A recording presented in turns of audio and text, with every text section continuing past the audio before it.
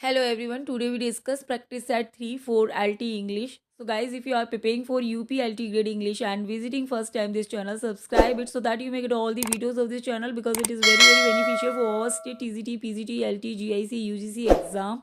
And now discuss practice set 3. So first है यहाँ पर Hemingway volunteered as an ambulance driver for which organization during World War First. ठीक है, options हैं आपके British army, American red cross, French foreign lane, united nation relief.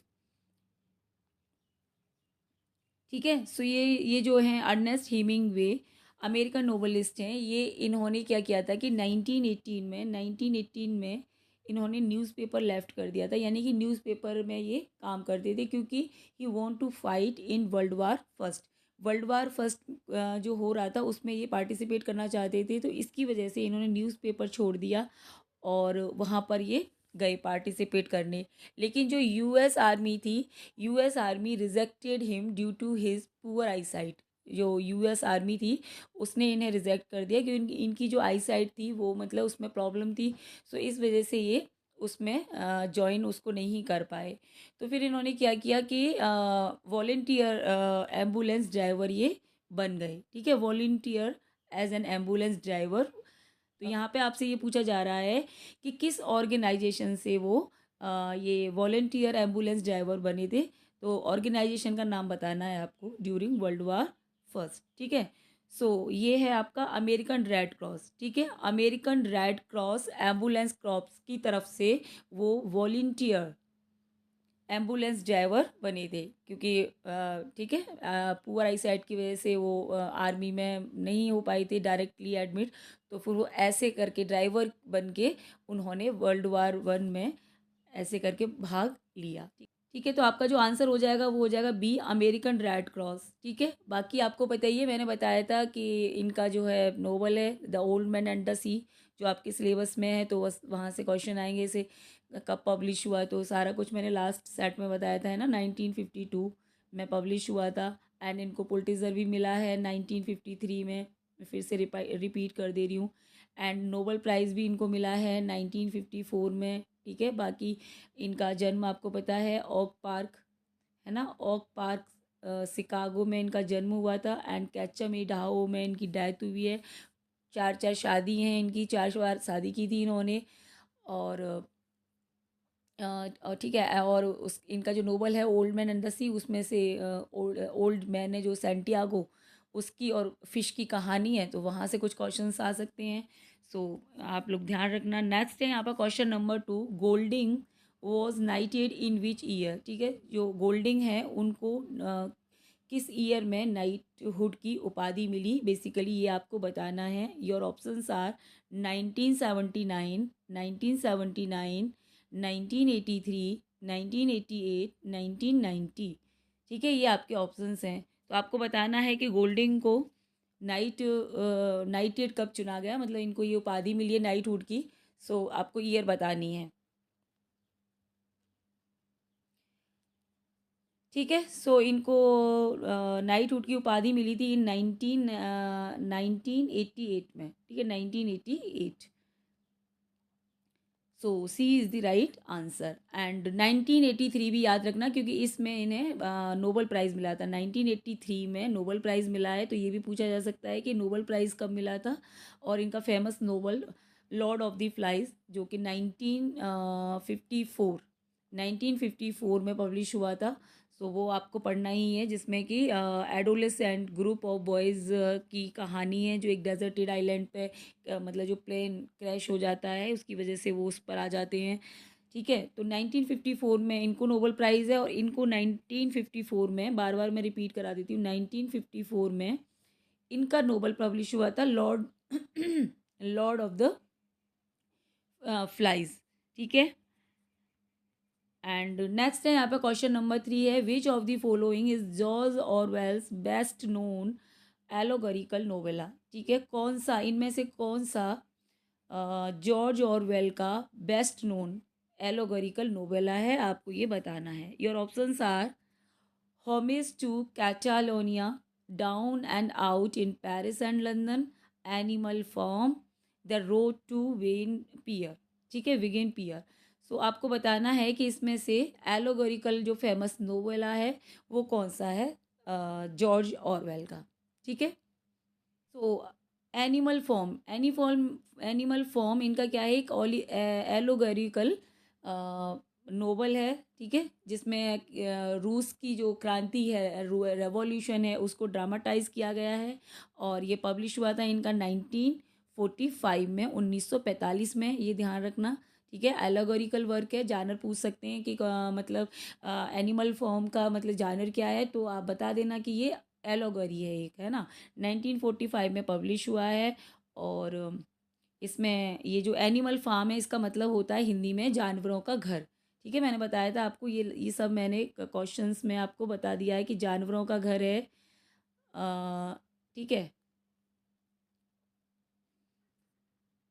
इससे पहले क्या था कि ये इस एनिमल फार्म का जो नाम था वो मैनर फार्म था, ये भी ध्यान रखना है ना, मैनर फार्म। और उसका मालिक है यहाँ पे मिस्टर जोन्स। तो मिस्टर जोन्स क्या करता है कि एनिमल्स को खूब मारता है, पीटता है, मतलब उनके साथ बहुत ज़्यादा मतलब बहुत ही मतलब बुरा व्यवहार करता है, बहुत बदसलूकी से पेश आता है। तो एट द लास्ट क्या एनिमल क्या करते हैं कि वो एक दिन उसको मतलब उसके अगेंस्ट मतलब विरोध कर देते हैं, मतलब क्रांति, यही वही कहानी है, क्रांति कर देते हैं और इसको बाहर निकाल देते हैं। एंड फाइनली वो उस फॉर्म का नाम बदल के रख देते हैं एनिमल फॉर्म। तो ये बिल्कुल ऐसे ही है जैसे किसी देश के अंदर कोई क्रांति होती है, जैसे कि भारत में 1857 की क्रांति, ठीक है, मॉडर्न हिस्ट्री का पार्ट है। 1857 क्रांति जब हुई थी तो क्या हुआ था कि मतलब ये रीज़न नहीं था उसका कि जो है सूअर और गाय की चर्बी से कारतूस बना के तैयार किए गए थे। तो ये तो एकदम जो पॉइंट मतलब जो स्टार्ट हुई थी जो 1857 की क्रांति, वो वाला पॉइंट था। लेकिन कोई क्रांति एक दिन में नहीं होती है। कोई भी क्रांति जब होती है ना तो उसके पीछे एक बहुत बड़ा बैकग्राउंड होता है, क्योंकि मतलब वो काफ़ी टाइम से वो तैयार हो रही होती है पृष्ठभूमि, तब जाके वो एक दिन उसका एंड होता है ना। तो इंडिया के कॉन्टेक्स्ट में अगर हम देखें तो ये क्रांति क्यों हुई थी, क्योंकि जो ब्रिटिशर थे, जो अंग्रेज़ थे, वो इंडियंस को काफ़ी मतलब टॉर्चर कर रहे थे, शोषण कर रहे थे उनका। तो भारतीयों में मतलब बहुत ज़्यादा डिसकंटेंटमेंट आ गया था, है ना, एकदम असंतोष की भावना बहुत ज़्यादा, क्योंकि कई सारी पॉलिसी, कई सारी ऐसी चीज़ें मतलब कर रहे थे जिसकी वजह से मतलब कोई भी वर्ग जो है भारत का वो खुश नहीं था। एंड फाइनली फिर वो जो घटना हुई है, वो जो कारतूस वाली चर्बी, जो गाय और वो, तो वो उसने ये क्या क्या किया कि बिल्कुल आग लगा दी। और ये जैसे मंगल पांडे जैसे जो नेता थे, इनके नेतृत्व में जो है क्रांति की वो हो गई थी भारत में। तो ऐसे ही मतलब इस तरह की जो अलग मतलब जो क्रांति हैं ऐसी ही क्रांति रूस में हुई थी। तो उस रूस की क्रांति को यहाँ जॉर्ज ऑरवेल ने अपने वर्क में एनिमल फार्म में दिखाया है, एनिमल के थ्रू, ठीक है। तो जब भी कोई राइटर इस तरीके के वर्क लिखता है, मतलब एलोगरी वगैरह लिखता है, तो वो क्या कहता है, डायरेक्टली वो नाम नहीं लेता कि मैं वो बता रहा हूँ, ये बता रहा हूँ। वो इस तरीके से, एनिमल तो बेचारे निर्जीव मतलब बोल सकते नहीं हैं, क्या वो संविधान लिखेंगे, क्या वो मतलब क्रांति दिलाएंगे। लेकिन राइटर का मतलब क्या होता है कि ये एक स्ट्रैटेजी है कि वो एलागरी का यूज़ करके वो अपना वर्क लिखता है, जैसे कहीं पर ऐसे समझ लो कहीं पर नज़र और कहीं पर निशाना उसको लगाना होता है। तो इस तरीके का वर्क जो है राइटर लिखता है, ठीक है। तो ये आप ध्यान रखना ये कि रूस की जो क्रांति हुई थी अ, ये 1917, ठीक है, उसको इसमें ड्रामाटाइज किया गया है एनिमल्स, जानवरों के माध्यम से, ठीक है। तो ये सभी जानवर बिल्कुल वैसे ही जैसे रियल की जो क्रांति होती है वैसे ही करते हैं सारी चीज़ें। आदमी को बाहर निकाल देते हैं, खुद का संविधान लिखते हैं, खुद का नया देश मतलब नया घर बनाते हैं, फिर अपना नया संविधान बनाते हैं, नया सब कुछ अपना, ये लोग अपने रूल्स रेगुलेशन बनाते हैं। जैसे कोई देश स्वतंत्र होता है और उसके बाद वो फिर अपना सब कुछ बनाता है ना, बिल्कुल वैसे ही। नेक्स्ट है question number 4, which of the following is Charles Dickens first publish fictional work, ठीक है। इनमें से आपको बताना है कि कौन सा चार्ल्स डिकेंस का फर्स्ट पब्लिश फिक्शनल वर्क है ना, फर्स्ट फिक्शनल वर्क बताना है। ऑप्शंस हैं आपके, Oliver Twist, dinner at popular walk, Pickwick papers, sketches by wall. So which of the first work by Charles Dickens. ठीक है। So dinner at popular walk, dinner at popular work is Charles Dickens first publish work. So B is the right answer. And ये publish कब हुआ है आपका, ये भी ध्यान रखना, 1836, 1836 में। Charles Dickens is a Victorian novelist, आपको पता ही है। नेक्स्ट है question number 5, which of the following is a parody by Fielding satirizing Samuel Richardson Pamela. ठीक है, इनमें से कौन सा वर्क है जो एक पैरोडी है बाई फील्डिंग, जिसमें उन्होंने सैमुअल रिचर्डसन के वर्क पैमला को सैटराइज किया है, ये आपको बताना है। सो योर ऑप्शंस आर, ठीक है, 4 ऑप्शंस हैं यहाँ पे, टॉम जोन्स, श्यामला, है ना, जोनाथन वाइल्ड, एमिलिया। कौन सा वर्क है फील्डिंग का जो कि एक पैरोडी है against Samuel Richardson. So this is Shamela, so B is the right answer. Next है क्वेश्चन नंबर है 6, Katherine Mansfield first publish collection of stories was. ठीक है, कैथरीन मैन्सफील्ड का first publish collection of stories आपको बताना है। Katherine Mansfield is a short story writer. ठीक है, इनके बहुत सारे स्टोरी कलेक्शंस आए थे जिनमें आपको फर्स्ट बताना है। Your options are the garden party, in a German pension, prelude, the dove's nest. ठीक है, तो ये आपके ऑप्शंस हैं, आंसर बताओ 6 का क्या होगा। So the first publish collection of Katherine Mansfield stories is in a German pension, so B is the right answer.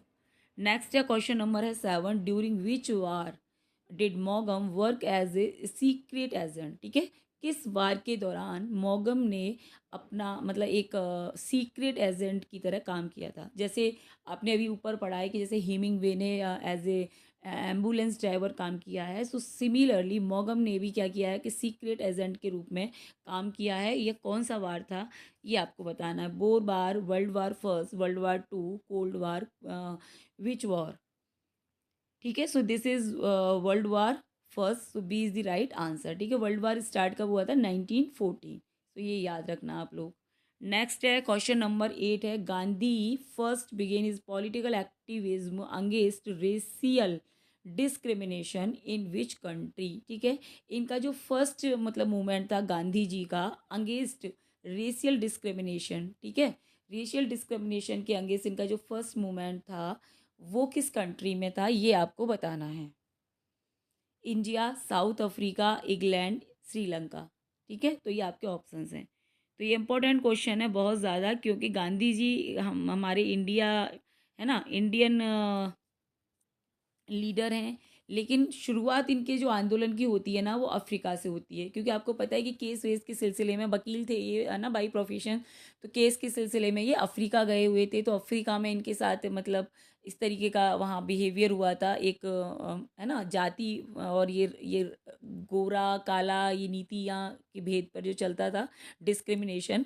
तो वहाँ पर इनका जो फर्स्ट मूवमेंट स्टार्ट हुआ था, और वहीं से इंस्पायर होके बाद में इन्होंने इंडिया में आके फिर ये सारी चीज़ें स्टार्ट की। स्टार्टिंग में गांधी जी ऐसे नहीं थे, लेकिन जब गांधी जी के साथ अफ्रीका में उनको वहाँ सीट से उतार के मतलब उनको ट्रेन से धक्का मार दिया गया था, है ना, बहुत बुरा व्यवहार किया था, तब इनके अंदर ये चीज़ें आई कि नहीं मतलब इस चीज़ के खिलाफ इनको लड़ना है, आवाज़ उठानी है। तो फिर इन्होंने इस चीज़ को कंटिन्यू किया इंडिया में भी, और फिर तो भारत मतलब जब तक आज़ाद नहीं हो गया, जब तक महात्मा गांधी लड़ते रहे और कंटिन्यू रहे वो। तो फर्स्ट आप याद रखना कि इनका साउथ अफ्रीका से ये स्टार्ट हो गया था मूवमेंट। नेक्स्ट है 9, where was Bertrand Russell born. ये कहाँ बॉर्न हुए बर्टन रसेल, लंदन इंग्लैंड, ट्रैकलैग United Kingdom, Cambridge United Kingdom, Edinburgh Scotland.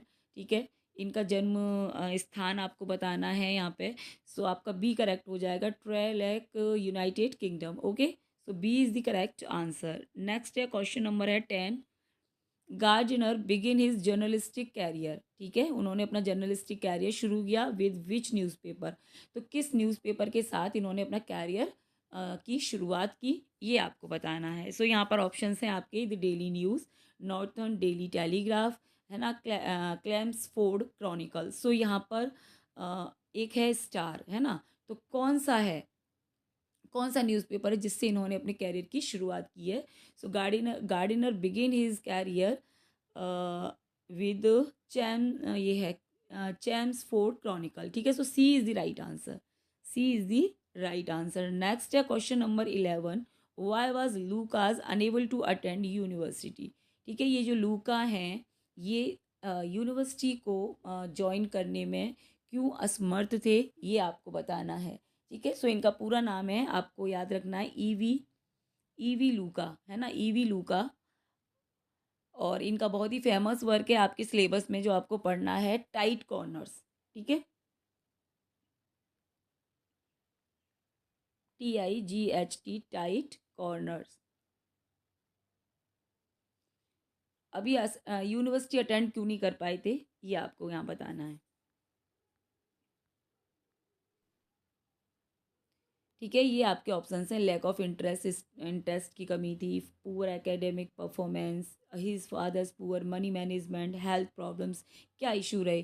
तो इनकी जो फाइनेंशियल कंडीशन थी ना वो अच्छी नहीं थी, है ना। सो इस वजह से ये यूनिवर्सिटी ज्वाइन नहीं कर पाई। सो आपका जो राइट ऑप्शन हो जाएगा वो हो जाएगा C, his father's poor money management. Okay, next है 12, where did Charles Lamb receive is early education. Early education Charles Lamb की कहाँ पर हुई थी, Eton College, Westminster School, Christ hospital, Harrow School. ठीक है, सो आप लोगों को पता है कि क्राइस्ट हॉस्पिटल में इनकी एजुकेशन हुई थी। सो C is the right answer. ठीक है, इनके साथ एक और इनके फ्रेंड थे जैसे ST कॉलरिस, उनको ध्यान रखना, वो भी इनके साथ यहाँ पर पढ़े थे, तो इनके कॉलेज फ्रेंड थे वो।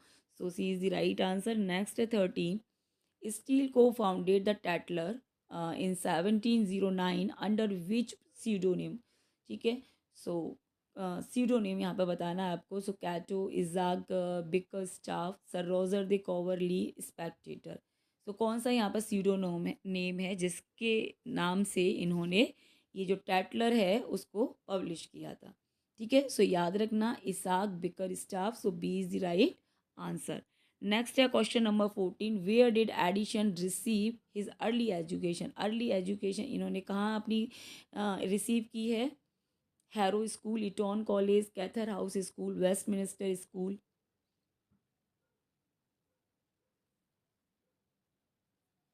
ठीक है, so in Charterhouse school Addison receive his early education. So Charterhouse. ठीक है, C is the right answer. Next है यहाँ पे 15, हु वॉज बेकन्स फादर। इनके फादर कौन थे बेकन के, sir Thomas More, sir Nicholas Bacon, William Cecil, Robert dude ली।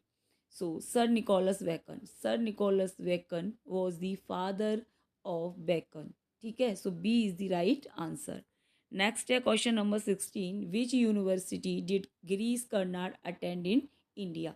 तो आपको पता है Girish Karnad is a famous dramatist in India, मतलब इंडिया के ड्रामाटिस्ट हैं ये। इन्होंने कहाँ पर पढ़ाई की थी, दिल्ली यूनिवर्सिटी से की थी, कर्नाटक से की थी, मुंबई से की थी या बेंगलोर से की थी, ये आपको बताना है। तो इन्होंने जो है कर्नाटक यूनिवर्सिटी से अपनी पढ़ाई करी थी। So B is the right answer. Next है 17, which play is consider Arthur Miller's breakthrough work. ठीक है, तो आर्थर मिलर का कौन सा जो वर्क है, प्ले है, वो ब्रेक थ्रो वर्क माना जाता है। Death of the salesman, the crucible, और all my sons in a view from a bridge. So all my sons is a breakthrough work by Arthur Miller. So C is the right answer. Next है 18, which award did Eugene O'Neill receive in 1936। कौन सा award इनको मिला था O'Neill को 1936 में। ठीक है, 1936 याद रखना, ये नोबल प्राइज़ इन लिटरेचर। ठीक है, नोबल प्राइज़ मिला है इनको, है ना, 1936। So B is the right answer. Next है 19, who was Harold Pinter second wife. ठीक है, तो इनकी वाइफ, सेकंड वाइफ का नाम बताना है आपको, कौन था, क्या था, Vivien Merchant, lady Antonia Fraser, Glenda Jackson, Frances Pinter. So lady Antonia Fraser. So B is the right answer. Next है आपका 20, under what pseudonym did Galsworthy publish his early works. ठीक है, तो सीडोनियम बताना है आपको, गाल्सवर्दी जो है किस नाम से अपने वर्क हैं, अपने नोवेल्स हैं, वो पब्लिश किया करते थे, ये बताना है। ठीक है, तो ऑप्शन है आपके, John Silvers, John Sinjohn, James Forsyte, John Sinclair. तो जो लोग टीजीटी वगैरह की तैयारी कर रहे होंगे उनको पता होगा कि जो गाल्सवर्दी हैं वो अपने वर्क जॉनसन जॉन के नाम से पब्लिश किया करते थे। So B is the right answer. Next है 21, where did Shaw receive is early education. Early education इन्होंने कहाँ पर रिसीव की थी शॉ ने? Trinity College Dublin, Wesley College Dublin, London School of Economics, Oxford University. So Wesley College in Dublin. So B is the right answer. 22, 22 है what was the title of Dryden first publish poem. ठीक है, Dryden, John Dryden, जिनका आपके syllabus में play है all for love. ठीक है, all for love, ये आपको पढ़ना है, जो एंटनी क्लोपेट्रा की कहानी है, जो विलियम शेक्सपियर के नाटक पर आधारित है। ठीक है, तो आपको इनकी फर्स्ट पब्लिश पोएम का नाम बताना है ना? Astraea Redux heroic stanza upon the death of Lord Hastings Annus Mirabilis. ठीक है, so upon the death of Lord Hastings, है ना? First publish poem by John Dryden. So C is the right answer. Which of the following plays mark Jonson first major success in 1598। ठीक है, 1598, ये याद रखना year, है ना? कि ये जो हैं बेन जॉनसन है, उनको फर्स्ट सक्सेस मिली 1598 में, कौन से उनके प्ले से मिली है? ठीक है, तो आपको पता है कि इनका फेमस प्ले है आपका बेन जॉनसन का every man in his humour, जो अभी आपके सिलेबस में है LTK में, वो 1598 में आया। इसलिए मैं बोल रही हूँ कि ईयर याद रखना 1598, क्योंकि क्रोनोलॉजी अगर आ गई तो आपको ऐसे मैच करनी पड़ेंगी ईयर वाइज, है ना? क्वेश्चंस पूछ लेते हैं कभी कभी राइटर कि ये किस में हुआ, कि किस में हुआ। तो 1598 बहुत इंपॉर्टेंट है, क्योंकि इनका every man in his humour publish हुआ है। ठीक है, तो ये आ गए आपके options, Volpone, every man in his humour. ठीक है, सो 1598 बिल्कुल याद हो जाएगा अभी आपको, इतनी बार मैंने रिपीट कर दिया। Every man in his humour, इससे इन्हें बहुत जो है सफलता मिली। बाकी वर्क हैं the alchemist, the silent women. Next है 24, in The Merchant of Venice 1596, how does Antonio help Bassanio pursue Portia? ठीक है, तो merchant of Venice is a very famous play by William Shakespeare, came in 1596। उसमें जो Antonio कैसे Bassanio को help करता है पोर्सिया को परस्यू करने में। ही गिव हिम ज्वेल, उसको ज्वेल देता है वो। He offers to sell ship, है ना? And he allows Bassanio to borrow money using his name. He travel to Belmont with him, तो बेलमोंट तो वो नहीं जाता, है ना? और ना ही वो अपनी ज्वेल्स बेचता है, ना ही सिप ऑफर करता है। वो क्या करता है कि उसको कर्जा दिलवा देता है आपका ये शाइलॉक है उससे, जो मनी लेंडर है इसके अंदर, है ना? तो उसको उधार पैसे दिलवा देता है 3000 डुकेट, आपको पता होगा। नेक्स्ट है 25, in 12 night or what you will, है ना? 12 night is a very famous play by William Shakespeare, और उसका सब टाइटल है what you will. Which character disguise herself as a Cesario. तो सिजेरियो नाम कौन करेक्टर अपने आप को डिसगाइज कर लेता है इस प्ले के अंदर? आपको याद रखना है सिजेरियो। Viola, मैरिया, Olivia, फेस्टे। ठीक है, तो यहाँ पर वाइला, ये क्या है? एक लड़की है जो मतलब ये वाइला और सेबेस्टियन की कहानी है, जो शिपरेक में एक दूसरे से सेपरेट हो जाते हैं, एंड बाद में ये अपनी उस पर आ जाती है शोर पर, और वहाँ से ये जो है इलेरिया में पहुंच जाती है। यहाँ पर ड्यूक ऑर्सिनो से मिलता है वो, तो वहाँ पर ही क्या करती है, अपने आप को सिजेरियो डिसगाइज कर लेती है। So A is the right answer. Next है 26, in the tragedy of Macbeth 1606, who is told by the witches that his descendant will be kings. तो इन ट्रेजेडी ऑफ मैकबेथ 1606 में विचेज एक प्रोफेसी करती हैं। आपको पता है Macbeth is a very famous ना ट्रेजेडी बाय विलियम शेक्सपियर। तो वो लोग कहती हैं कि जो है डिसेंडेंट माने होता है उत्तराधिकारी। तो किसके बच्चे जो हैं उत्तराधिकारी बनेंगे, राजा बनेंगे, ये मतलब है यहाँ पर। तो मैकबेथ के बच्चे, बैंको के बच्चे, मैकडफ के बच्चे, लेनॉक्स के बच्चे। तो आपको ध्यान होगा कि वो विचेज कहती हैं कि जो बैंको है ना, फ्रेंड था ये मैकबेथ का, इसके जो बच्चे हैं वो यहाँ के स्कॉटलैंड के बच्चे क्या बनेंगे, उत्तराधिकारी बनेंगे। So B is the right answer. Next है यहाँ पर 27, in which year did Derek Walcott receive the Nobel prize in literature. ठीक है, डेरेक वॉलकॉट को भी नोबल प्राइज मिला है। ठीक है, तो क्वेश्चन तो कुछ भी आ सकता है, कुछ भी नहीं कहा जा सकता क्या पूछा जाएगा। ठीक है, ये पर चीज़ें क्या है इंपॉर्टेंट होती हैं कि किसी को नोबल प्राइज़ का मिलना इज़ वेरी इंपॉर्टेंट, बिकॉज ये एक बड़ी बात होती है, बड़ा सम्मान होता है ना। नोबेल प्राइज़ हर किसी को नहीं मिलता, बड़ी अरे गहरे मतलब हर किसी को नहीं मिल जाता है। बड़ी स्पेशल लोग होते हैं जिनको नोबेल प्राइज़ के लिए नॉमिनेट किया जाता है। सो नॉमिनेट हुए हैं हुए एंड नोबेल प्राइज़ मिला इनको 1992। सो याद रखना, डायरेक्ट वॉलकॉट 1992। नेक्स्ट है 28, which award was conferred on A K Ramanujan पोस्ट्यूमसली इन 1999। ठीक है, अब ए के रामानुजम की जो पोइम है ऑबिचरी है ना, मरण लेख, जिसको हिंदी में बोलते हैं मरण लेख, है ना, जो आपकी श्रद्धांजलि, मतलब आप जो अखबार में निकलवाते हो ना जब कोई मर जाता है कि फला फला डेट को आपकी उठावनी है, इस तरीके से। तो सब बस वही उस पोइम के अंदर है। तो इनको भी मरने के बाद इनको अवार्ड रेफर्ड किया गया, कन्फर्ड किया गया है, कौन सा? ठीक है, तो साहित्य अकादमी अवार्ड, पद्म विभूषण अवार्ड, कौन सा अवार्ड इनको रेफर किया गया, बताना है।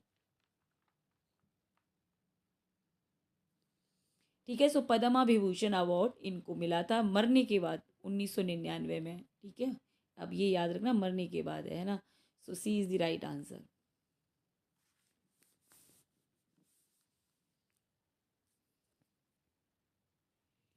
नेक्स्ट है 29, which of the following in Kamala Das autobiography, which of the following is Kamala Das autobiography.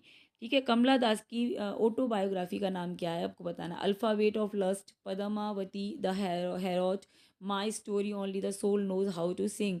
तो जो माई स्टोरी है ना, my story is out autobiography by मतलब कमला दास। कमला दास ने अपनी ऑटोबायोग्राफी लिखी थी जिसका नाम है माई स्टोरी। सो ये बहुत इंपॉर्टेंट वर्क है इनका। फर्स्ट टाइम मलयालम में आया था ये, जिसका नाम था हिंदी में अंतकथा। अंतकथा है ना मलयालम में। एंड 14 इंटरनेशनल लैंग्वेज में इसको ट्रांसलेट किया गया बाद में। नेक्स्ट है 30, एजेकिल रिसीव दिस साहित्य अकादमी अवार्ड इन 1983। 1983 में, है ना, 1983 में नज़ीम एजेकल को साहित्य अकादमी अवार्ड मिला, किसके लिए? तो ऑप्शन है आपके, time to change, hymn in darkness, latter day psalms. ठीक है, so C is the right answer, latter day psalms के लिए मिला था, है ना। और यहाँ ये कमला है ना, ये कमला को भी मिला है साहित्य अकादमी अवार्ड 1985 में मिला है। बिल्कुल ध्यान रखना, इसको आ सकता है क्वेश्चन, बहुत इंपॉर्टेंट है। नेक्स्ट है 31, Rabindranath Tagore receive the Nobel prize for literature in, इनको भी नोबेल प्राइज़ मिला था। ये भी बहुत इंपॉर्टेंट है कि first Indian to receive Nobel prize, है ना। सो रविन्द्रनाथ टैगोर वो भारतीय हैं जिनको पहली मतलब पहले भारतीय माने जाते हैं जिनको नोबेल प्राइज़ मिला था। ठीक है, सो 1910, 12, 13, 21 किस ईयर में मिला है इनको? ध्यान रखना, 1913, 1913। ठीक है, C is the right answer. Next है 32, where did Robert Frost briefly study but later left after 2 month. ठीक है, तो शॉर्ट टाइम के लिए उन्होंने पढ़ाई करी थी, बाद में उन्होंने छोड़ दिया। Harvard university, Princeton university, Dartmouth college, Yale university, which university आपको बताना है। ठीक है, सो रॉबर्ट फॉस्ट पता है आपको, अमेरिकन राइटर हैं। और डार्ट माउथ कॉलेज, यहाँ पर उन्होंने कुछ टाइम के लिए पढ़ाई करी थी एंड बाद में छोड़ दिया। So C is the right answer. Next है 33, what is Emily Dickinson is most notable occupation. तो एमिली डिकेंसन का ऑक्यूपेशन क्या है, यानी व्यवसाय क्या है? लॉयर हैं, टीचर हैं, पोइट हैं, एडिटर हैं। तो नोटेबल तो वो एज अ पोइट हैं। So C is the right answer. Next है 34, Walt Whitman. Walt Whitman was born on, ये इनका जन्म कब हुआ था ये बताना है। सो ये आपके ऑप्शन हैं यहाँ पे। ठीक है, ए, बी, सी और डी। तो इनका जन्म हुआ है आपका 31 मई 1819, 1819। So A is the right answer. Next है 35, which of the following was Larkin first publish poetry collection. ठीक है, फिलिप ये जो लार्किन है इनका फर्स्ट कलेक्शन आपको बताना है। The less deceived, the north ship, the Whitsun weddings और high windows. Which of the first poetry collection of Larkin? So the north ship is the right answer, B. B correct है। ठीक है, north ship. 36 है, Hughes father was a survivor of which war campaign. ठीक है, तो huge के जो पिता थे, फादर थे, वो ठीक है, वार के जो वार कैंपियन जो होते हैं उनमें क्या थे? सर्वाइवर थे। तो कौन से वार कैंपियन के सर्वाइवर थे ये आपको बताना है। ठीक है, battle of Britain, Dardanelles campaign, WWI, dunk Dunkirk evacuation, Normandy invasion. तो ये है ड्रेंडल्स कैंपियन, डब्ल्यू का मतलब क्या है, वर्ल्ड वार फर्स्ट। तो B is the right answer. Next है यहाँ पे 37, in which year did Auden become an American citizen. तो ये जो है ऑर्डन, ये अमेरिकन सिटीजन किस ईयर में बने, 1940, 1946, 1948, 1950। सो 1946, ठीक है, 1946 याद रखना आपको। B is the right answer. ठीक है, एलियट ने भी ये ब्रिटिश सिटीजनशिप ली थी, वो 1927 में ली थी, है ना। नेक्स्ट है 838, eight which university did T S Elliot complete his under graduate study in philosophy. ठीक है, जो टी एस इलियट है, इन्होंने किस यूनिवर्सिटी से अपनी फ़िलोसफ़ी ग्रेजुएशन, मतलब फ़िलोसफ़ी में इन्होंने ग्रेजुएशन किया था, किस यूनिवर्सिटी से। तो Oxford university, Harvard university, Sorbonne university, Cambridge university. So this is Harvard university. Okay, so B is the right answer. याद रखना, बहुत इंपॉर्टेंट है ये भी क्वेश्चन। नेक्स्ट है 39, what was the name of Yeats life long love who rejected his marriage proposal multiple times. ठीक है, तो ईट्स की लाइफ लॉन्ग लव, यानी कि उनकी बिलवर्ड का नाम बताना है आपको, जिनको लाइफ लॉन्ग बेचारे प्यार करते रहे, उनको प्रपोज करते रहे और वो रिजेक्ट करती रहीं, उसको ठुकराती रहीं। Lady Gregory, Olivia Shakespeare, Maud Gonne and, ठीक है, सो सी आपका करेक्ट है, मॉड गॉन है ये, है ना। इन्होंने इनके प्रपोजल मल्टीपल टाइम ठुकराए। 40 है आपका, which of Arnold's early poems won the Newdigate prize in 1843। तो 1843 में आर्नोल्ड की कौन सी पोइम ने उन्हें न्यू डिगेट प्राइज़ दिलवाया। ठीक है, Dover beach, Cromwell, Thyrsis the scholar, gypsy. So Cromwell थी ये। ठीक है, so B is the right answer. Next है यहाँ पे 41, which of the Browning's early works damage his reputation due to its difficulty. ठीक है, तो कौन सा वर्क था जिसने ब्राउनिंग की रेपुटेशन को डैमेज कर दिया, है ना, इतना ज़्यादा वो डिफ़िकल्ट लेवल पर उन्होंने लिख दिया। तो bells and pomegranates, Pippa passes, Sordello, Strafford. So ये है सॉर्डेलो। ठीक है, so C is the right answer. C is the right answer. Next है 42, which college did Tennyson attend. Tennyson ने कौन सा कॉलेज अटेंड किया था, Oxford university, Trinity college Cambridge, King's college London, university Edinburgh. So Trinity college Cambridge. ठीक है, Cambridge से ये पढ़े हैं Tennyson, William Alfred Lord Tennyson इनका पूरा नाम है। नेक्स्ट है 43, who among the following was John Keats fiancée. John Keats की फियांसी का नाम बताना है यहाँ पे। ठीक है, सो जॉन कीट्स आपको पता है romantic poet and born in 1795 and died in 1821। ठीक है, इन्होंने 4 ग्रेट ऑड्स लिखे थे, जिसमें फेमस ऑड है आपका ग्रेसियन अर्न, इन वो आपके सिलेबस में प्रोस्क्राइब्ड है। इनकी फैंसी का नाम था Isabella Jones, Mary Shelley, Fanny Brawne, Frances Mary. So this is Fanny Brawne. Fanny Brawne थी जो इनकी, है ना, जिनको ये प्यार करते थे। 44 है, which gothic novel was Percy Shelley first publish work. तो पर्सी सैली का फर्स्ट पब्लिश वर्क आपको यहाँ बताना है। सेंट इरवाइन, फ्रैंकिस्टाइन, जेस्टा रोजी, द कैंसी। ठीक है, चैंसी है ये। ठीक है, सो इनका जो फर्स्ट था ना, पर्सी वैसी सैली, आपको पता है रोमांटिक पोइट है, कीट्स के साथ ही, कीट्स के कॉन्टेम्परेरी हैं शैली, जिनका ode to the west, to a skylark आपके सिलेबस में है। इनका फर्स्ट पब्लिश वर्क है Zastrozzi. So C is the right answer. Next है 45, why is the year 1798 taken as the beginning of the romantic movement. ठीक है, इस 1798 beginning of the romantic movement के रूप में क्यों मानी जाती है, ये बताना है। तो क्या था इस दिन, वर्ड्सवर्थ का बर्थडे था, एसेसिन ऑफ क्वीन विक्टोरिया था, फ्रेंच रेवोल्यूशन शुरू हो गई थी, लिरिकल बेलार्ड पब्लिश हुई थी, तो लिरिकल बेलार्ड पब्लिश हुई थी, सो दैट, ठीक है, इसलिए इसको इसकी बिगनिंग माना जाता है इस डेट को, 1798 याद रखना। नेक्स्ट है 46, when did Thomas Gray die. ये कब मरे थे थॉमस ग्रे। ठीक है, जन्म तो इनका पता ही है आपको, मैंने बताया था अभी लास्ट वाले सेट में, 26 दिसंबर एंड 1716 में इनका जन्म है ना। और ट्रांजिशनल पोइट के रूप में इनको जाना जाता है, क्योंकि इनकी पोइट्री में दोनों एजेस के ग्रुप मिलते हैं, मतलब जो रोमांटिक एज और जो क्लासिकल एज के बीच का जो एज है, उसको कहा गया है ट्रांजिशनल एज, है ना। तो उसके उसके ये पोइट माने जाते हैं। डेथ इनकी हो गई थी 1771 में। ठीक है, so B is the right answer. Next है यहाँ पे 47, which disease affected Alexander Pope at the age of 12। ठीक है, तो 12 साल की उम्र में कौन सी डिसीज़ हो गई थी अलेक्जेंडर पोप को। ठीक है, आपको इनका वर्क पता है, rape of the lock in your syllabus. So rape of the lock very famous poem written by Alexander Pope. तो डिसीज़ बतानी है कौन सी थी इनको, ट्यूबरक्लोसिस थी, पॉट डिसीज़ था, रिमेटिज्म या फिर पोलियो। क्या हो गया था इनको, सो पॉट्स डिसीज़। ओके, इनको पॉट डिसीज़ था, so B is the right answer. Next है यहाँ पे 48, John Donne father was. John Donne के फादर का नाम क्या था। जॉन डन आपको पता है कैनोनाइजेशन के राइटर हैं। कैनोनाइजेशन लाइन बाय लाइन पूरा टेस्ट मैंने कराया, उसके पूरे एमसीक्यूज मैंने कराए, सब कुछ बहुत अच्छे से मैंने उसमें पढ़ाया है इनके बारे में, जॉन डन के बारे में। ठीक है, तो जॉन डन के जो फादर थे वो लॉयर थे, वकील थे, आयरन मॉन्गर थे, प्रीस्ट थे, स्कॉलर थे, कौन थे, तो ये आयरन मॉन्गर थे। ठीक है, so B is the right answer. 49 है, what is the stated aim of John Milton in Paradise Lost book first. ठीक है, तो क्या एम है इनका जॉन मिल्टन का अपनी बुक पैराडाइज लॉस्ट को लिखने में। Glorify Adam and Eve, to justify the way of God to man, to praise Satan rebellion, to retell biblical history. तो इनका जो एम था पैराडाइज को लिखने में वो था justify the way of God to man. ठीक है, आदमी के लिए भगवान का रास्ता प्रशस्त करना, रास्ता दिखाना।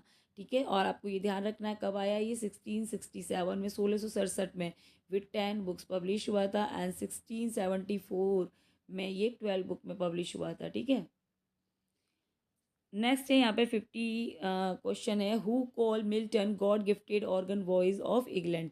मिल्टन को God gifted organ voice of England माना है किसने, आपको पता ही है, Arnold Wordsworth Gray Tennyson. So ये टेनिसन है, टेनिसन ने कहा था God gifted organ of England. ठीक है, मिल्टन को। नेक्स्ट है यहाँ पे 51, sonnet 29 by William Shakespeare. In the sonnet the Shakespeare compare himself unfavourably with. ठीक है, तो सोनेट है 29 सोनेट विलियम शेक्सपियर की है आपके सिलेबस में। उस सोनेट में जो विलियम शेक्सपियर है मतलब राइटर, अपने आप को किससे अनफेवरली कंपेयर करता है। तो ऑप्शंस हैं आपके, friend and king, those richer in hope, beauty, talent और friends, priest and angels, farmers and labourers. So those richer in hope, beauty, talent और friends. So B is the right answer. Next है 52, William Shakespeare was baptise on. तो baptise कब हुए थे ये बताना है, 23 अप्रैल, 24 अप्रैल, 25 अप्रैल, 26 अप्रैल। ठीक है, सो इनका जो बैप्टाइजेशन है ना वो 26 अप्रैल है। ठीक है, 1564, ये सबको पता है। ठीक है, इनका बर्थ हुआ था 23 अप्रैल 1564 एंड बैप्टाइजेशन है 26 अप्रैल 1564। ठीक है, क्योंकि ऐसा माना जाता है ना कि ये जो है वो जो चर्च थी उसमें डॉक्यूमेंट्स में ये डेट मिली थी कि इनका जो बैप्टाइजेशन है वहाँ पर हुआ था 26 अप्रैल को। तो ऐसा माना जाता है कि जब बैप्टाइजेशन होता है 3 दिन बाद होता है जन्म के, तो इसीलिए इनकी डेट मालूम किसी को नहीं है कि कब जन्मे, इनका कब जन्म हुआ है। तो इस बैप्टाइजेशन की वजह से ये मान लिया गया है कि इनका जो जन्म है वो 23 अप्रैल 1564 में हुआ होगा। ठीक है, सो ये हो गया आपका आंसर डी। नेक्स्ट है आपका 53, क्वेश्चन नंबर है 53, which of the following is an example of outer dialogue. Outer dialogue का एग्जाम्पल क्या है, he thought I should not go, I must stay calm and remind herself, are you coming with me, आज John, she wonder if she was being watched. तो ये 4 option है आपके, outer dialogue कौन सा है इनमें से। ठीक है, so C is the example of outer dialogue, C correct है। नेक्स्ट है यहाँ पे 54, which of the following is correct format in a letter. Letter में करेक्ट फॉर्मेट क्या होता है, your sincerely, your sincerely, your sincerely, your sincerely. So your sincerely होता है। ठीक है, योर के बाद कॉमा नहीं आता, ये योर है तो यहाँ पे कॉमा मत लगाना, योर्स होता है, your sincerely. So A is the right answer. Next है 55, in the sentence only if you work hard you will succeed, what is the part of speech of if, conjunction, adverb, preposition, pronoun. ठीक है, सो ये यहाँ पर जो if है ये underline word, इसका पार्ट ऑफ स्पीच क्या है ये बताना है। So conjunction, A is the right answer, conjunction है ये यहाँ पे, है ना। नेक्स्ट है यहाँ पे translate the following sentence in English. English में आपको ट्रांसलेट करना है, वो घमंड से फूला नहीं Samara.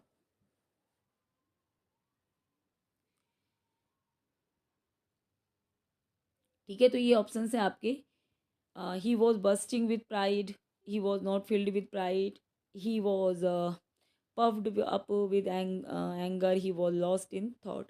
So he was bursting with pride. A is the right answer. ठीक है. नेक्स्ट है 57. Translate the following sentence in English. Sita के उतना दूध है जितना गीता के. ठीक है, तो यहाँ पे कौन सा करेक्ट है? सीता हैज़, ये 4 ऑप्शन है आपके. Sita has as much milk as Gita. Sita has no less milk than Gita. Sita has much less milk than Gita. None of these.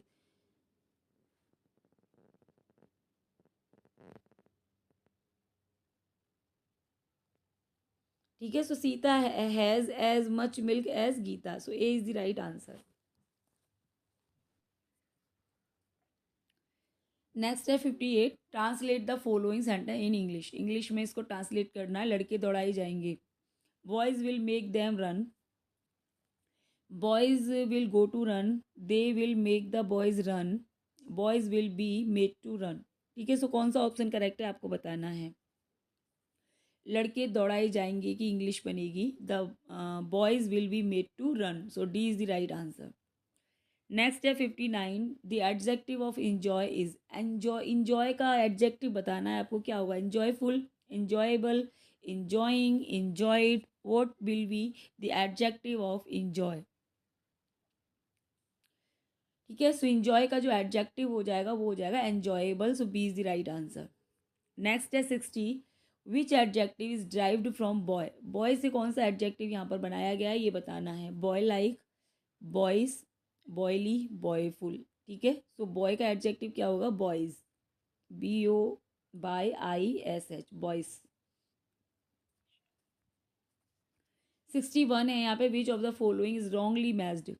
ठीक है, तो यहाँ पर कुछ नाउन्स हैं तो उनका सिंगुलर प्लूरल कौन सा रॉन्गली मैच्ड है वो बताना है. ठीक है, tableau, tableaus, terminus, termini, thesis, thesis, thief, thieves. So D is incorrect. ठीक है, थीप्स एंड थीप्स. नेक्स्ट है 62. If it dash tomorrow we will stay at home. ठीक है, तो यहाँ पर क्या आएगा? रेन आएगा, रेन आएगा, रेन्स आएगा, रेनिंग आएगा. So if it rains. ठीक है, इफ़ इट रेन्स टुमारो, अगर कल वर्षा हुई होगी तो हम क्या करेंगे? घर पे रहेंगे. We will stay at home. Next है यहाँ पर 63. The teacher call dash me to answer the question. ठीक है, तो टीचर ने क्या करा? मुझे बुलाया क्वेश्चन का आंसर देने के लिए ना. तो एट आएगा, इन आएगा, ऑन आएगा, फोर आएगा. क्या आएगा यहाँ पे? Phrasal verb. ठीक है, फ्रेजल वर्ब से आया है क्वेश्चन. ठीक है, सो कॉल ऑन होता है ना, called on. Called on, call on का मतलब होता है बुलाना. तो यहाँ पे हो जाएगा आपका कॉल ऑन, है ना. तो the teacher called on me to answer the question. Next है यहाँ पे the stream and river abound dash fish. तो विद आएगा, बाई आएगा, इन आएगा, एंड ऑन आएगा. क्या आएगा? तो अबाउंड के बाद क्या आता है? यहाँ इन आएगा, है ना. अबाउंड मतलब प्रचुरता में, बहुत सारी थी फिश इसके अंदर, रिवर्स के अंदर. सो इनकरेक्ट है. C is the right answer. Next है 65. Which of the two girls has the dash dress. तो दोनों में से कौन सी लड़की की ड्रेस अच्छी थी? ब्यूटीफुल का क्या बनेगा यहाँ पे? मोस्ट ब्यूटीफुल बनेगा, ब्यूटीफुलर बनेगा, ब्यूटीफुल बनेगा, मोर ब्यूटीफुल बनेगा. ठीक है, तो यहाँ पे बनेगा मोर ब्यूटीफुल. ठीक है, D is the right answer. Next है 66. Please meet me at the train station in dash hour from now. So a an the no article. क्या लगेगा यहाँ पे? आर्टिकल आएगा या आर्टिकल नहीं आएगा? ठीक है, सो यहाँ पे एन आर्टिकल का यूज़ होगा. An hour from now. Next है 67. Transform the to superlative. Superlative में ट्रांसफॉर्म करना है. ठीक है, no other river in India is as long as the Ganga. India में कोई भी रिवर इतनी लंबी नहीं है जितनी कि गंगा. तो Ganga is a very long river. Positive है ना, Ganga is longer than any other. ये भी कंपेरेटिव है. The Ganga is the longest. ठीक है, तो लॉन्गेस्ट ये सुपरलेटिव तो है ना. तो सुपरलेटिव आपका C is the correct answer. Next है यहाँ पे 68. The horse and carriage waiting for you. ठीक है, तो यहाँ पे कौन सी वर्ब आएगी हॉर्स एंड कैरीज के साथ? Are, is, were, have been. तो यहाँ पे the horse and carriage is. Horse and carriage is waiting for you हो जाएगा. नेक्स्ट है 69. Form compound sentences from two simple sentence. तो यहाँ पे टू सिंपल सेंटेंस हैं. ही इज़ इंटेलिजेंट, एक तो ये हो गया, and he is hard working. इसको मिला के एक आपको कंपाउंड बनाना है। तो देख लो यहाँ पे कौन सा कंपाउंड है। He is intelligent but hard working, he is intelligent and hard working, he is intelligent though hard working, he is intelligent because hard working. ठीक है, so he is intelligent and hard working, B is the correct answer. ठीक है, he is intelligent hard working and से ये बन जाएगा। Next है 70, combine into a complex sentence, है ना। अब यहाँ पे तुम्हें कॉम्प्लेक्स बनाना है। लिखा हुआ है यहाँ पे कि you are honest, it is known to all. ठीक है, सबको पता है कि तुम ईमानदार हो। It is known to all you are honest, it is known to all that you are honest, all know you are honest, so C is the correct answer। ठीक है, it is known to all that you are honest, ये आपका complex हो गया। 71 है, choose the correct simple sentence, simple बनाना है, correct है ना। My sister went to Lucknow, मेरी सिस्टर कहाँ गई है, लखनऊ गई है। Lucknow is the capital of Uttar Pradesh, तो उत्तर प्रदेश की राजधानी है लखनऊ। तो यहाँ पे आपको चुनना है फोर में से कौन सा करेक्ट है। My sister went to Lucknow the capital of Uttar Pradesh, my sister went to Lucknow the capital of Uttar Pradesh, यहाँ भी सेम बात है। My sister went to Lucknow capital of Uttar Pradesh, कौन सा करेक्ट है।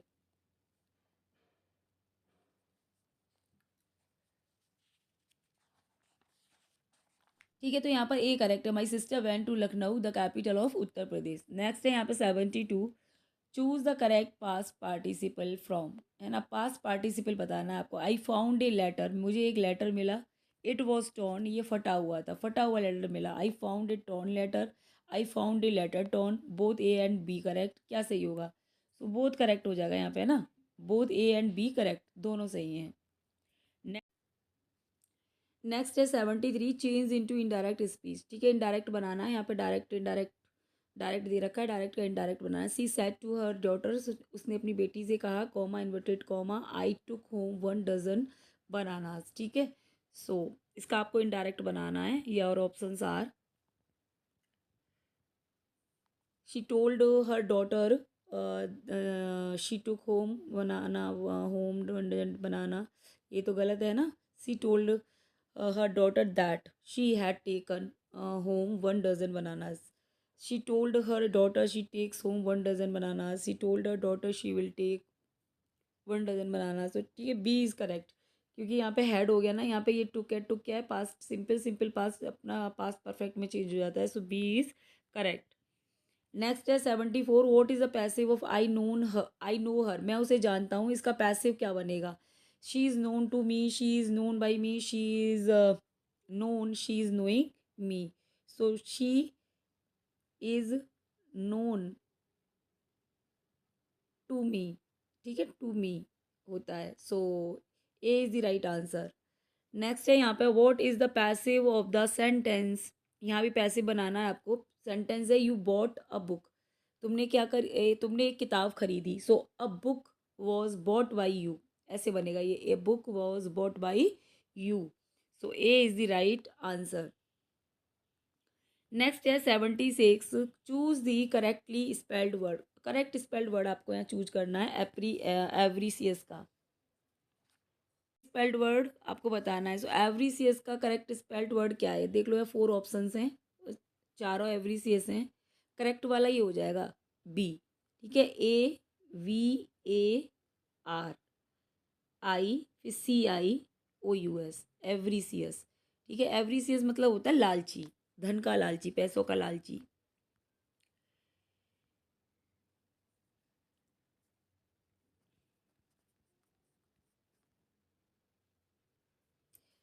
नेक्स्ट है यहाँ पे 77, है ना, pastiche. Pastiche in post modern literature refers to, ये जो पेस्टिक है ये पोस्ट मॉडर्न लिटरेचर में रेफर करता है।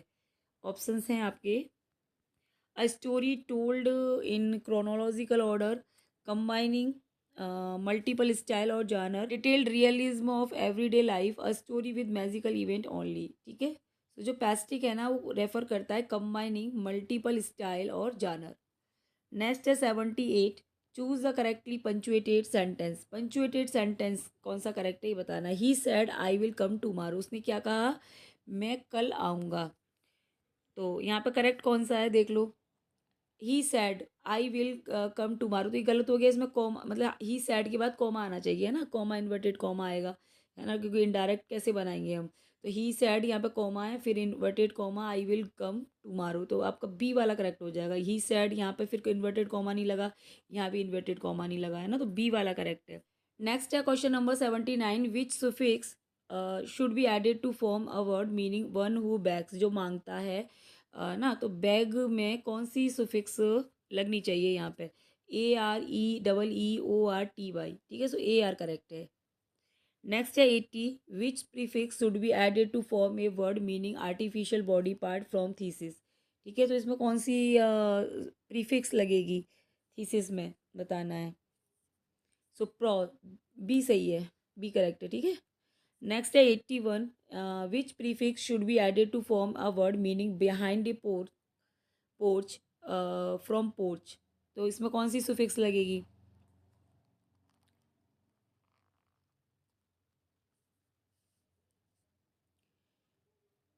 ठीक है, behind a porch from porch, so back, 81 का बैग हो जाएगा। नेक्स्ट है 82 का, to beat black and blue, beat black and blue मतलब क्या होता है, ईडियम से है ना, बुरी तरह मारना, इसका मतलब होता है to beat black and blue का मतलब होता है बुरी तरह मारना। तो ऑप्शंस हैं आपके, to feel cold, to beat severely, to run away, to paint something, तो टू बीट सेवरली है ना, मारना। द ईडियम है a red letter day means, red letter day का मतलब क्या होता है, एक महत्वपूर्ण दिन, है ना, महत्वपूर्ण दिवस को हम कहते हैं red letter day. A day of sorrow तो गलत है, डेंजरस डे गलत, इंपॉर्टेंट डे बी करेक्ट है ना, वर्किंग डे भी गलत। नेक्स्ट है 84, a word no longer in use is called, अब ऐसा वर्ड जो अब यूज़ में नहीं है, यानी कि है ना, ऑब्सोलीट हो गया है वो, उसको बोलते हैं हम ऑब्सोलीट, ठीक है, so B is the right answer. 85 है, a book that has information of all the branches of knowledge is called, ठीक है, ऐसी बुक जिसमें सभी इंफॉर्मेशन उपलब्ध रहती हैं उसको बोलते हैं डिक्शनरी, एनसीक्लोपीडिया, एटलस, ग्लॉसरी, तो एनसीक्लोपीडिया बोलते हैं उसको, ठीक है। नेक्स्ट है 86, सेलिबेसी, सेलिबेसी होती है ब्रह्मचर्य, चूज द एंटोनिम, अब इसका एंटोनिम बताओ, चैस्टिटी, मैट्रीमोनी, एब्सटिनेंस, बैचलरहुड, ठीक है, तो चैस्टिटी और एब्सटिनेंस तो वही परहेज ही है, बैचलरहुड आपको बताइए मैट्रीमोनी हो जाएगा, मैट्रीमोनी हो गई आपकी शादी। नेक्स्ट है 87, एब्सोल्यूट मतलब पूर्ण, चूज द एंटोनिम, तो एब्सोल्यूट का एंटोनिम क्या होगा, कंडीशनल, सर्टेन, फाइनल, अल्टीमेट, ठीक है, तो एब्सोल्यूट का एंटोनिम बन जाएगा conditional, so A is the right answer. Next है 88, द सिनोनियम ऑफ ब्lasphemy, ब्lasphemy होती है ईश्वर का अपमान या धर्म का अपमान, इज कॉल्ड ब्lasphemy, सो इसका आपको बताना बताना सिनोनियम, ठीक है, so reverence, profanity, worship, praise, so profanity is the correct answer, ठीक है, प्रोफेनिटी भी मतलब क्या है, एक तरह से अपमान। नेक्स्ट है 89, the in things fall apart by Chinua Achebe, what is the significance of the novel's title, ठीक है, तो ये things fall apart Chinua Achebe का नोबल है, आपको पता है, व्हाट इज टाइटल का सिग्निफिकेंस क्या है, इट रेफर्स टू अकॉन को वो फैमिली ओनली, है ना, और ठीक है, आपको पता है मैंने उसमें यूथ वाले में हमने बहुत ये वाला क्वेश्चन डिस्कस किया था, ऑपकॉन को is the main protagonist, is the hero, and इसकी फैमिली में उनोका है, इसका बेटा नवोय है, इकमी फ्यूमा, और एक बेटी है जीमा, ऐसे करके, है ना, इसकी तीन वाइफ हैं। तो कॉनकोवा इसमें मेन हीरो है, चिनुआ एचवे का वर्क है, टाइटल का बताना है ना, it comes from opening lines of W.B. Yeats poem the second coming, it was a common एक वो प्रोवर्ब, या ये प्रोवर्ब है, it represent British colonial administration, so what will B answer, ठीक है, तो जो नोबल्स का टाइटल के लिए पूछा जा रहा है यहाँ पे, तो ये आया है आपका ओपनिंग लाइन्स, W.B. Yeats की एक पोएम है सेकंड कमिंग, वहाँ से इसका जो है टाइटल लिया गया है, सो आप लोग ये ध्यान रखना, ये मोस्ट इंपॉर्टेंट है क्वेश्चन। नेक्स्ट है यहाँ पर क्वेश्चन नंबर है 90, the travel of Marco, next है question number 90, the travels of Marco Polo 1300, one of the earliest and most famous travel book, record journeys from Europe to Africa, Asia, South America, North America, so ये record है journey का from Europe to Asia, so B is the right answer. Next है 91, who wrote young man Luther 1958, psycho analytic study of Martin Luther, किसने लिखा है ये, Erickson, Sigmund Freud, Leon Adel, Gamaliel Bradford. So Eric Erikson wrote Young Man Luther 1958, a psychoanalytic study of Martin Luther. ठीक है, Martin Luther जो आपके reformation से related है, 92 है. Which renaissance writer defined tragic comedy as a play with most tragic element but a happy ending with the comic relief. तो John Fletcher, William Shakespeare, Battista Guarini, George Bernard Shaw. So Battista Guarini. So C is the right answer. Next है 93. Who wrote the Acharnians. ये किसने लिखा है, किसका play है? Menander, Plautus, Aristophanes, Euripides. So Aristophanes. So C is the right answer. Next है 94. The play every man is an example of. Every man एक play है, किसका एग्जाम्पल है बताना है आपको. ठीक है, ऑप्शन हैं आपके mystery play, morality play, miracle play, farce. So ये एक है ना मॉरलिटी प्ले का एग्जाम्पल है. So B is the right answer. Next है 95. Diary of Anne Frank is an example of authorized biography, unauthorized biography, autobiography, memoir. किसका example है? Anne Frank की डायरी. ठीक है, एनी फ्रैंक ने एक डायरी लिखी थी जो बहुत ही फेमस है. ठीक है, सो ऑटोबायोग्राफी का एग्जाम्पल है. So C is the right answer. Next है 96.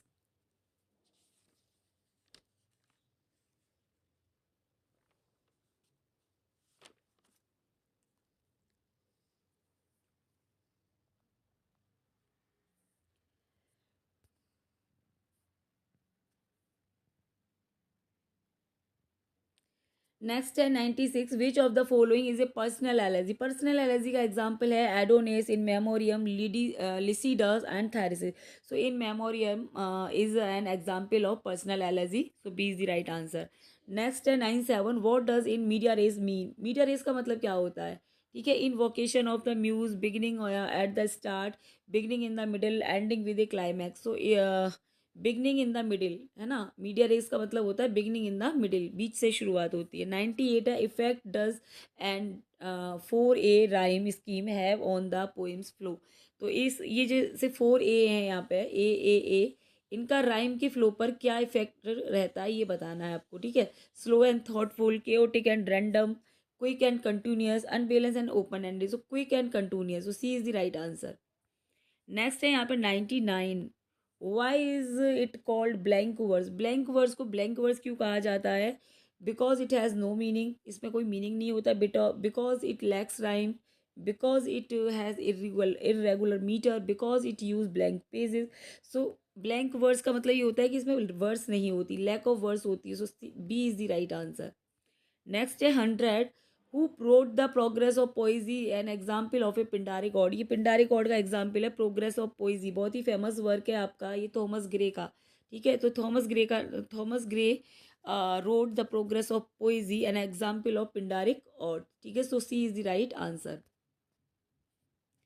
नेक्स्ट है 101. Who among the following did not participate in any of the impressionist exhibition. ठीक है, इसमें से कौन है जिन्होंने पार्टिसिपेट नहीं किया था इम्प्रेशनिस्ट एग्जीबिशंस में? क्लाउड मोनेट और Edgar Degas, Edouard Manet, Berthe Morisot. ठीक है, सो ये हैं आपके एडोर्ड मैनेट है ना, इन्होंने पार्टिसिपेट नहीं किया था. So C is the right answer.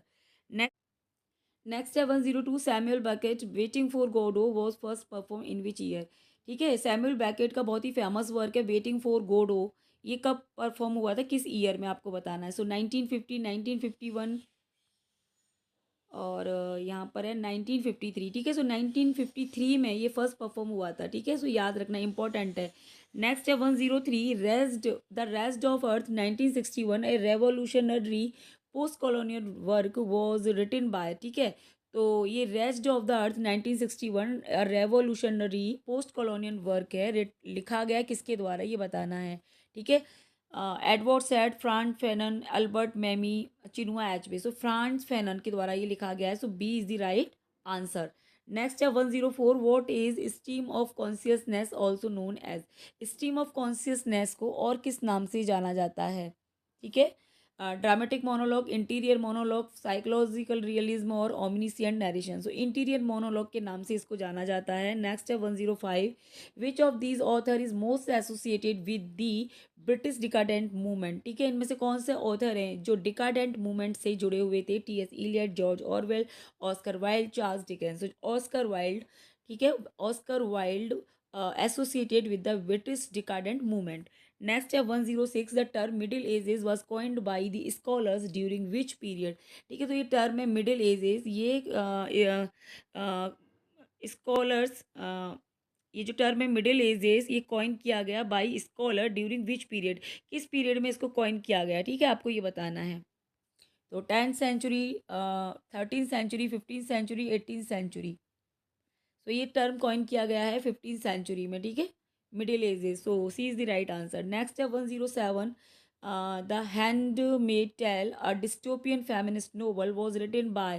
ठीक है, ये handmaid tale dystopian feminist novel है, किसके द्वारा लिखा गया? Ursula K Le Guin, Octavia Butler, Margaret Atwood या फिर एंजेला कार्टर। सो मार्गरेट एटवुड के द्वारा ये लिखा गया है। सो ध्यान रखना। नेक्स्ट है 108, the restoration period in literature is primarily known for which type of writing. किस राइटिंग के लिए इसको जाना जाता है रेस्टोरेशन एज को? Religious text, satirical poetry and drama, romantic novel, metaphysical poetry. ठीक है, so restoration period known as satirical poetry and drama. ठीक है, B is the right answer. Next है 109, what does John Dryden rule regarding the verse in heroic drama. ठीक है, तो John Dryden का rule क्या था हीरोइक ड्रामा लिखने के लिए, कि कौन सी वर्स में इसको लिखना है? It must be written in blank verse, it must be written in rhymed couplet, it must be written in free verse, it must be use Shakespearean iambic pentameter. So उनका रूल था it must be written in rhymed couplet. ठीक है, rhymed couplet में इसको लिखा जाना चाहिए। Next है 110, who is consider one of the early principal poet of the English romantic movement. ठीक है, कौन किसको माना जाता है इंग्लिश रोमांटिक मूवमेंट का poet? John Milton, Samuel Taylor Coleridge, Geoffrey Chaucer, Alexander Pope. So Samuel Taylor Coleridge considered one of the early principal poet of the English romantic movement.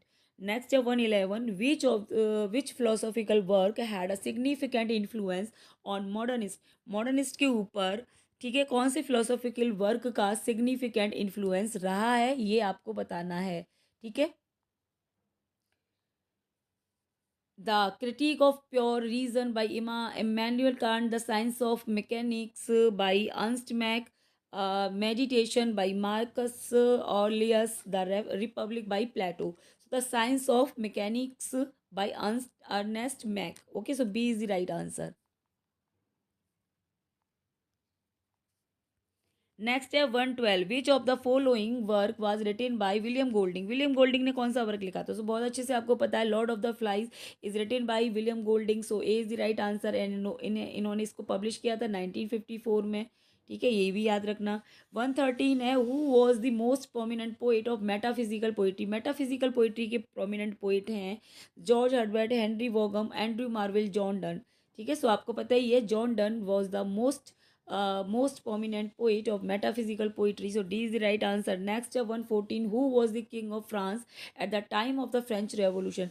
तो French revolution के time पर king कौन था France का, ये बताना है। Napoleon, Bonaparte, Louis, है ना, लुइस और चार्ल्स। तो यहाँ पे लुइस 16 सही हो जाएगा। ठीक है, Louis 16 is the king of France, है ना, उस टाइम पर वही थे। 115 है, who founded the pre Raphaelite brotherhood. Pre Raphaelite brotherhood is a group, ठीक है, जिसको कॉइंड किया था जॉन कीट्स ने, दंते गैब्रियल रोसेट्टी ने, अल्फ्रेड लॉर्ड टेनिसन ने, सैमुअल टेलर कॉलरी। किसने किया था इसको? So Dante Gabriel Rossetti. So B is the right answer. 116 है, in which decade did the Oxford movement begin. तो ये ऑक्सफोर्ड मूवमेंट कब शुरू हुआ था, किस डिकेड में शुरू हुआ था? 18, 20, 30, 40, 50। तो 30 याद रखना। ठीक है, 1830s।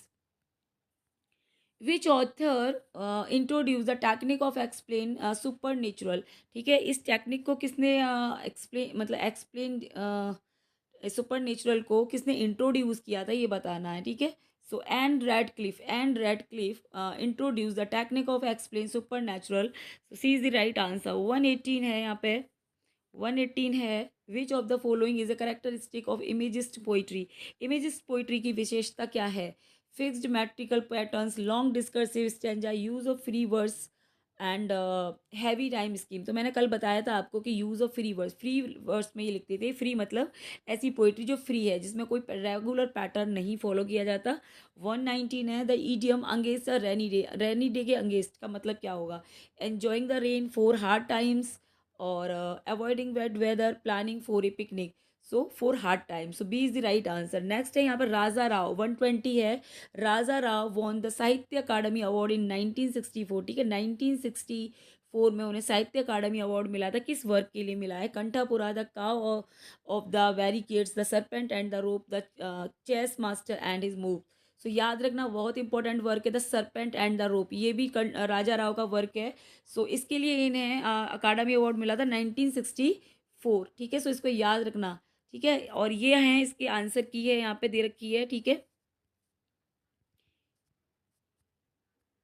ये इसकी आंसर की है यहाँ पे। ये इसको आप देख लो, नोट कर लो कि मैंने जो सारे क्वेश्चन आंसर बताए सही बताएं या गलत। ठीक है, तो 120 क्वेश्चंस की ये लिस्ट है। इसको पोज करके आप लोग चेक कर लेना और अपनी सेटिस्फेक्शन के लिए। ठीक है, सो गाइज ये था practice set 3। I hope you like this session. If you like my session, please do like and share this channel. Thanks for watching this video. Thank you so much.